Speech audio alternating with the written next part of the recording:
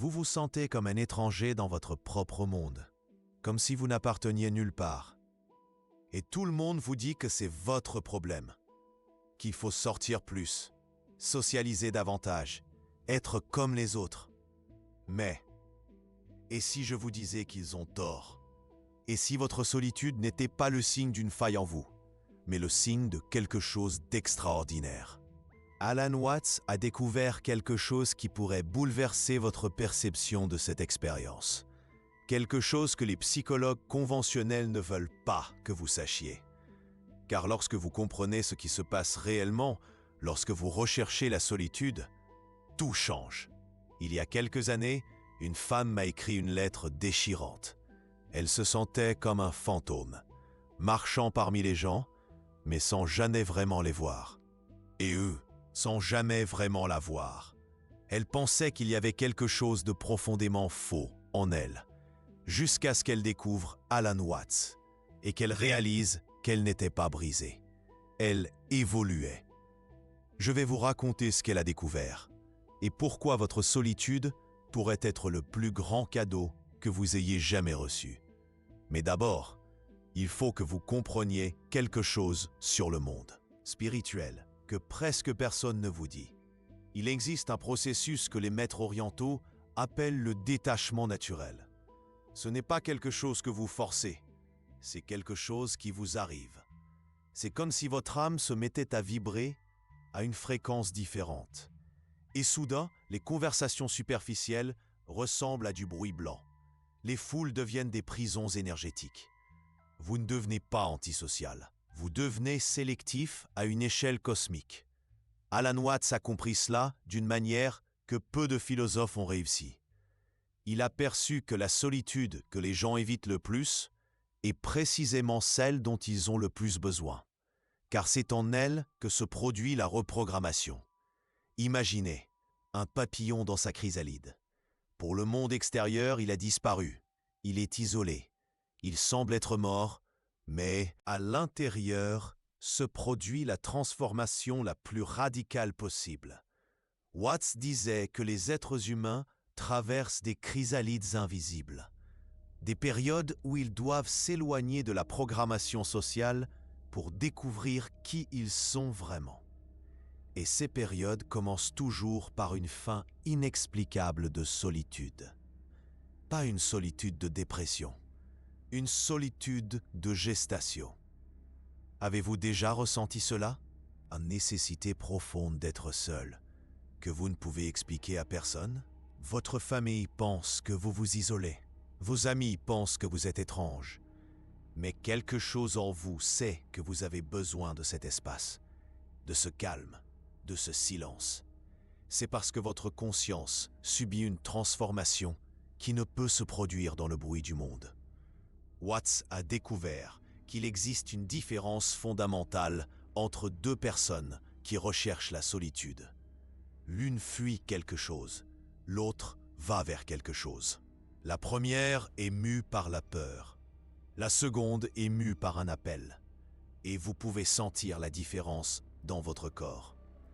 Lorsque vous fuyez, la solitude fait mal. Elle pèse. Elle semble vide et sans but. Lorsque vous êtes appelé, la solitude nourrit. Elle énergise.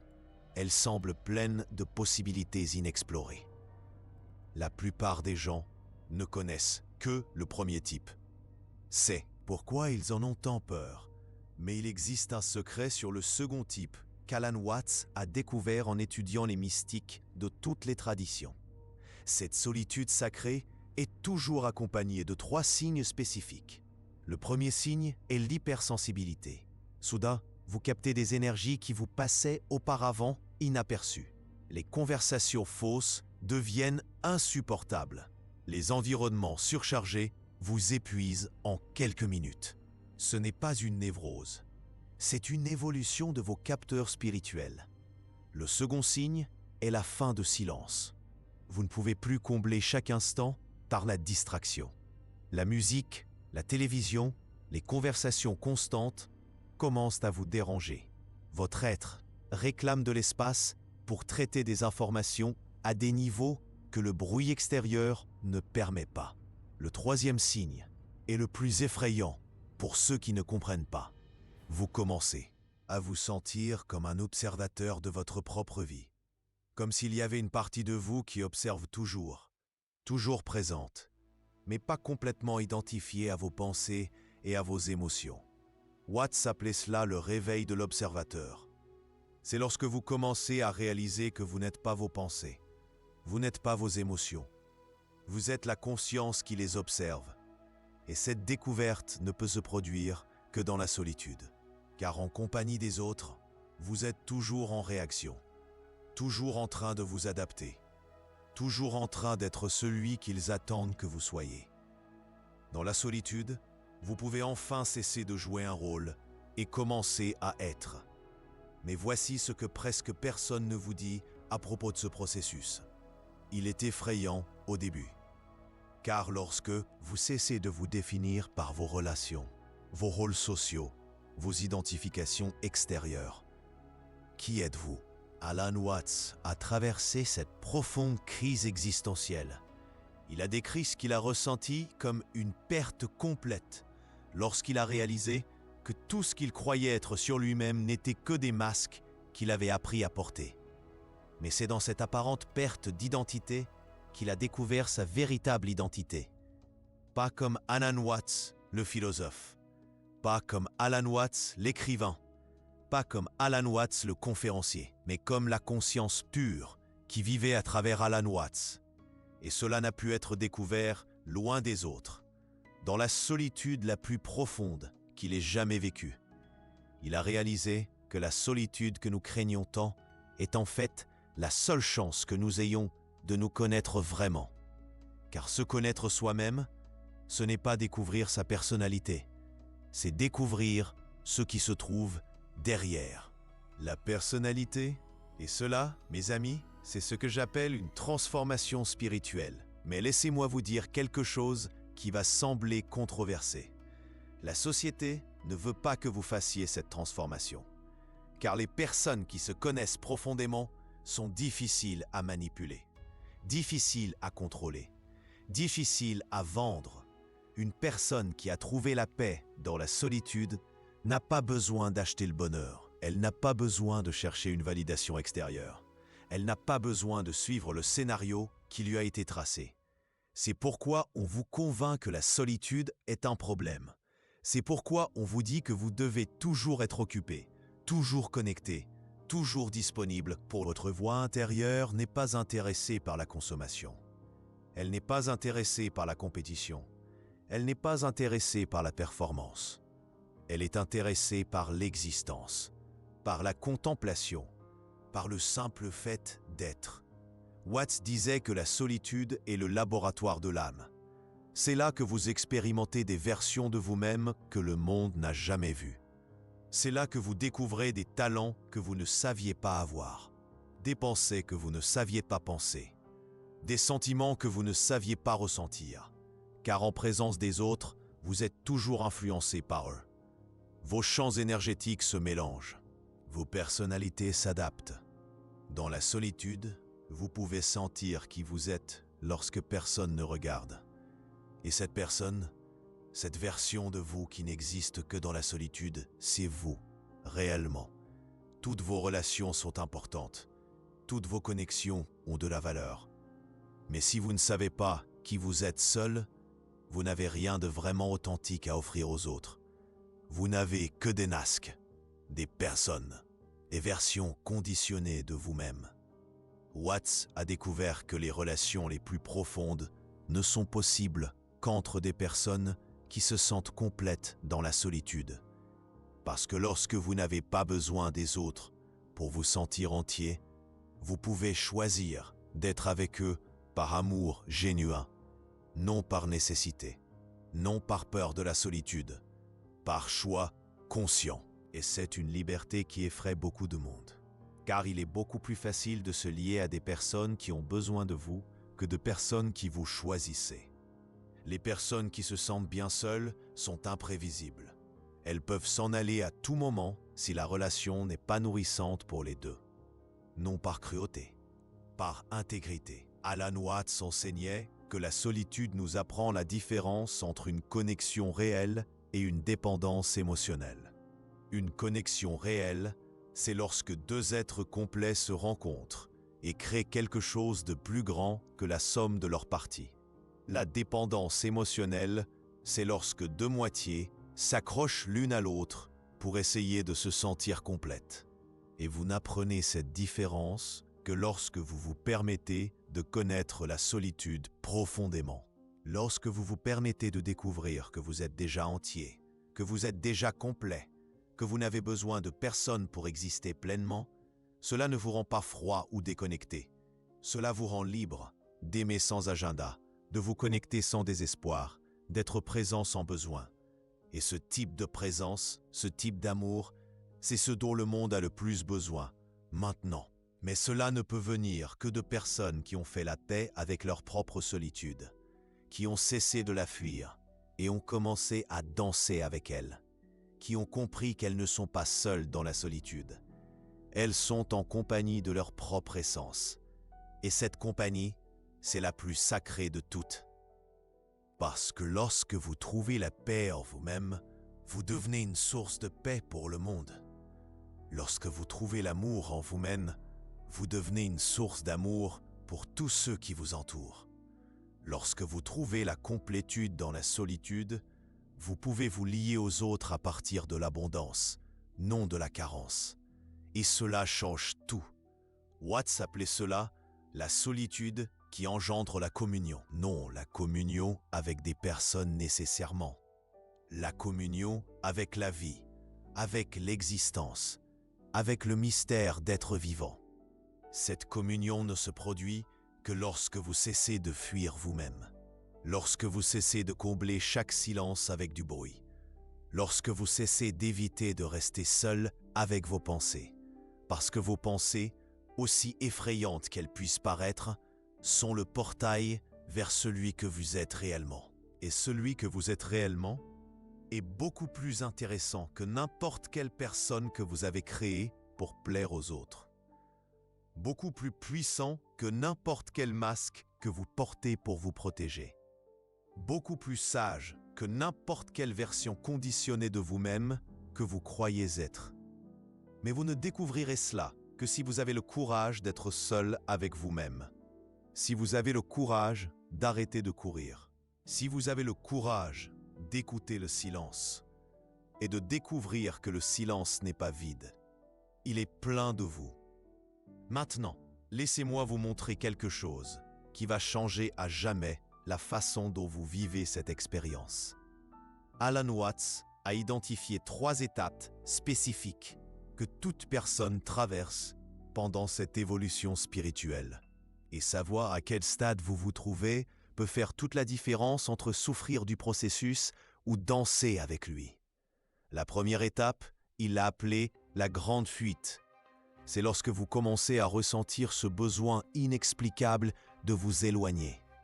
Des lieux, des personnes, des routines qui avaient auparavant un sens. Vous ne pouvez pas expliquer pourquoi. Vous savez seulement que quelque chose en vous réclame de l'espace. À ce stade, tout le monde va essayer de vous convaincre que vous êtes déprimé, que vous fuyez vos problèmes, que vous avez besoin d'une thérapie. Et peut-être que vous les croirez même. Peut-être même que vous essayerez de vous forcer à revenir dans le monde. Mais votre corps résiste, votre âme résiste, parce qu'elle sait que vous répondez à un appel plus profond. Watts disait que cette première étape est comme une contraction avant l'accouchement. Cela fait mal, cela fait peur. On a l'impression que quelque chose ne va pas. Mais c'est exactement ce qui doit arriver pour qu'une chose nouvelle puisse naître. La clé à ce stade est de ne pas lutter contre la fuite. C'est de comprendre que vous ne fuyez rien. Vous êtes attiré par quelque chose, vers votre propre centre, vers votre propre essence, vers celui que vous êtes vraiment au-delà de tous les rôles que vous avez appris à jouer. La deuxième étape, Watts l'a appelée la rencontre avec le vide. C'est lorsque vous vous permettez enfin d'être seul, vraiment seul. Et soudain, vous réalisez que vous ne savez plus qui vous êtes. Sans les autres pour réagir à vous, sans les rôles sociaux pour vous définir, sans les distractions constantes pour occuper votre esprit. Qu'est-ce qui reste? Ce stade terrorise la plupart des gens, parce qu'ils confondent le vide avec le néant. Mais Watts a découvert que ce vide n'est pas une absence, c'est un potentiel pur. C'est comme une toile vierge avant qu'une œuvre d'art ne soit peinte. Cela semble vide, mais il est plein de possibilités infinies. À ce stade, vous pouvez avoir peur. Vous pouvez avoir l'impression de vous perdre, comme si vous étiez en train de disparaître. Mais en réalité, vous vous libérez de toutes les versions fausses de vous-même, afin que votre vraie version puisse émerger. C'est là que la plupart des gens retournent en courant vers les distractions, vers les relations dépendantes, vers tout ce qui leur fait se sentir à nouveau réel. Mais si vous avez le courage de rester dans le vide, quelque chose d'extraordinaire se produit. Vous découvrez que le vide est vivant, et cela vous conduit à la troisième étape. Watts l'a appelée la plénitude de la présence. C'est lorsque vous réalisez que vous n'avez jamais été vraiment seul, que la solitude que vous ressentiez était en fait une forme très intime de compagnie. Compagnie avec la vie qui se déroule à travers vous, avec la conscience qui se connaît à travers vos yeux, avec l'univers qui s'expérimente à travers votre existence.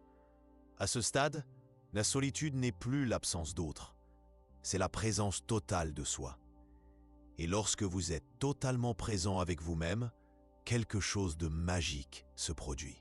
Vous réalisez que vous êtes connecté à tout, que la séparation a toujours été une illusion, que vous n'avez jamais été isolé du tout, seulement isolé des distractions qui vous empêchaient de ressentir votre connexion avec le tout. Watts a découvert cela de manière très personnelle. Il a traversé une période de profonde solitude après son divorce. Tous ses amis s'attendaient à ce qu'il se désespère, qu'il cherche immédiatement une autre relation pour combler le vide. Mais il a fait le contraire. Il a embrassé la solitude complètement. Et c'est dans cette solitude qu'il a eu ses perceptions les plus profondes sur la nature de la réalité. Il a réalisé qu'il avait confondu intimité avec proximité physique, connexion avec conversation constante, amour avec dépendance. Dans la solitude, il a découvert des formes d'intimité qu'il ne savait même pas exister. Intimité avec le silence, intimité avec sa propre respiration, intimité avec le moment présent. Et il a découvert que ces formes d'intimité étaient plus nourrissantes que toute relation basée sur le besoin qu'il avait vécu. Parce qu'elles étaient basées sur un choix conscient, non sur une compulsion émotionnelle. Permettez-moi de vous donner un exemple concret de son fonctionnement. Vous connaissez cette sensation de solitude qui survient lorsque vous êtes au milieu d'une foule, mais que vous vous sentez complètement déconnecté de tout le monde. Watts expliquait que cette solitude survient parce que vous essayez de vous connecter à travers vos masques, à travers vos personas, à travers les versions conditionnées de vous-même. Et les masques ne peuvent pas créer de connexion réelle, seulement des connexions superficielles. Mais lorsque vous apprenez à vous connecter à vous-même dans la solitude, lorsque vous apprenez qui vous êtes derrière tous les masques, quelque chose d'incroyable se produit. Vous pouvez être dans une foule et vous sentir profondément connecté, pas nécessairement aux personnes spécifiques autour de vous, mais à l'essence humaine que tous partagent. Vous pouvez être seul chez vous et vous sentir profondément accompagné, non pas par des fantasmes ou des projections, mais par la réalité vivante de votre propre existence. C'est ce que Watts appelait la liberté paradoxale. Vous devenez libre du besoin d'être avec les autres, et cela vous libère pour être avec eux de manière authentique. Vous devenez libre du besoin d'être aimé, et cela vous libère pour aimer sans agenda. Vous devenez libre du besoin d'être compris, et cela vous libère pour vous exprimer sans peur. Mais voici ce que presque personne ne vous dit à propos de ce processus. Il ne se produit pas d'un coup. Ce n'est pas linéaire, et ce n'est certainement pas facile. Vous aurez des jours où vous vous sentirez connecté à l'univers entier, et des jours où vous vous sentirez comme l'être le plus isolé de la planète. Vous aurez des moments de clarté absolue sur qui vous êtes, et des moments où vous n'en avez aucune idée. Et c'est tout à fait normal, parce que la croissance spirituelle n'est pas comme la croissance physique. Ce n'est pas une progression linéaire d'une étape à la suivante. C'est plus comme les vagues de l'océan. Parfois, vous êtes au sommet de la vague, voyant tout clairement. Parfois, vous êtes dans la vallée, ayant l'impression d'avoir tout perdu. Watts enseignait que les deux moments sont sacrés. Les deux sont nécessaires. Les sommets vous montrent ce qui est possible. Les vallées vous apprennent l'humilité et la compassion. Et voici quelque chose qui peut sembler contre-intuitif. Les vallées sont là où se produit la plus grande partie de la croissance réelle. Parce qu'il est facile d'être spirituel lorsque vous vous sentez connecté à tout, lorsque vous avez des idées profondes, lorsque vous vous sentez illuminé. Le véritable défi est de maintenir votre centrage lorsque vous vous sentez perdu, lorsque vous doutez de tout, lorsque la solitude fait mal. C'est là que vous découvrez si vous avez vraiment intériorisé les enseignements ou si vous dépendez encore d'états modifiés pour vous sentir spirituel. Watts traversait ces vallées régulièrement. Il était honnête à ce sujet. Il parlait de ses doutes, de ses peurs, de ces moments de désorientation complète. Et c'est ce qui a fait de lui un guide si fiable. Parce qu'il ne vendait pas un fantasme d'illumination constante, il partageait la réalité du chemin spirituel, avec tous ses hauts et ses bas. Et voici l'une des leçons les plus importantes qu'il a apprises. La solitude ne cesse jamais d'être nécessaire. Ce n'est pas quelque chose que vous terminez. Ce n'est pas une phase que vous surmontez. C'est une ressource que vous apprenez à valoriser, un outil que vous apprenez à utiliser, une source de renouvellement à laquelle vous apprenez à accéder lorsque vous en avez besoin. Parce que le monde essayera toujours de vous déconnecter de vous-même. Il essayera toujours de vous convaincre que vous êtes vos réussites, vos possessions, vos relations. Et vous aurez besoin de doses régulières de solitude pour vous rappeler qui vous êtes vraiment, pour vous rappeler que vous n'êtes pas vos circonstances, que vous n'êtes pas votre passé, que vous n'êtes même pas vos pensées et vos émotions. Vous êtes la conscience qui observe tout cela. Et cette conscience, elle est incroyablement vaste, incroyablement paisible, incroyablement complète. Mais vous ne pouvez y accéder que dans le calme, dans la solitude, dans le silence. C'est pourquoi Watts disait que la solitude est à la fois une destination et un voyage. Vous recherchez la solitude pour vous trouver vous-même. Et vous vous trouvez vous-même pour comprendre que vous n'avez jamais été vraiment seul. Parce que votre vraie nature n'est pas séparée. Elle est connectée à tout ce qui existe. Mais pour ressentir cette connexion, vous devez d'abord vous déconnecter de toutes les fausses connexions. Vous devez vous déconnecter du besoin d'approbation, du besoin de divertissement constant, du besoin d'être toujours occupé. Et lorsque vous vous déconnectez de ces besoins, lorsque vous vous permettez d'exister sans agenda, quelque chose de miraculeux se produit. Vous découvrez qu'exister est suffisant, que vous n'avez rien à faire pour mériter d'être ici. Vous n'avez rien à conquérir pour avoir de la valeur. Vous n'avez pas besoin d'être autre chose que ce que vous êtes déjà. Et cette découverte, elle change tout. Parce que lorsque vous savez que vous êtes déjà suffisant, vous pouvez cesser de courir après la validation externe.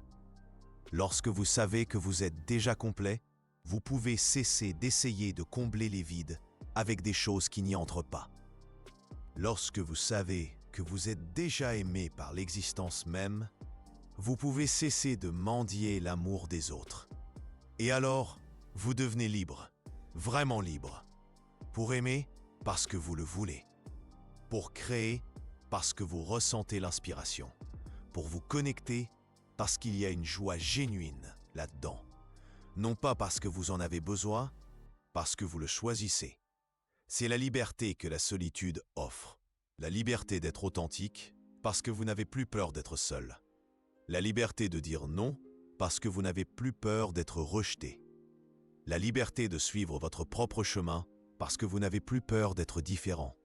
Et voici ce qui m'impressionne le plus dans les enseignements d'Alan Watts. Il ne peignait pas la solitude comme une fin en soi.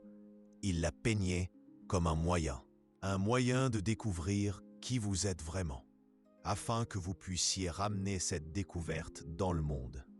Parce que le monde a besoin de personnes qui se connaissent, qui se sentent en sécurité dans leur propre peau, qui ne réagissent pas constamment à partir de la peur ou du manque. Le monde a besoin de personnes qui ont trouvé la paix intérieure.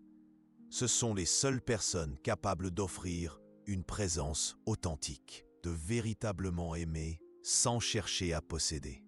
Et ces personnes, elles ne naissent que dans la solitude, dans le calme où vous pouvez entendre votre voix intérieure au-dessus du bruit des attentes extérieures, dans ce silence où vous pouvez ressentir vos véritables préférences au-delà de celles qui vous ont été inculquées, dans cette solitude où vous pouvez découvrir vos talents authentiques, au-delà de ceux que les autres attendaient de vous.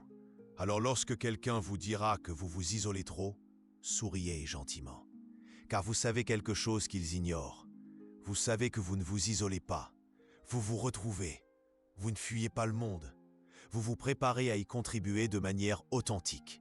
Vous n'êtes pas antisociable, vous apprenez la différence entre la vraie socialisation et la performance sociale.